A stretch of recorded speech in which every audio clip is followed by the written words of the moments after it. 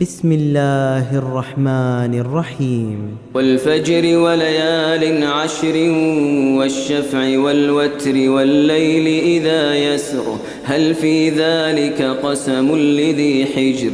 ألم تر كيف فعل ربك بعاد إرم ذات العماد التي لم يخلق مثلها في البلاد وثمود الذين جابوا الصخر بالواد وفرعون ذي الأوتاد الذين طغوا في البلاد فأكثروا فيها الفساد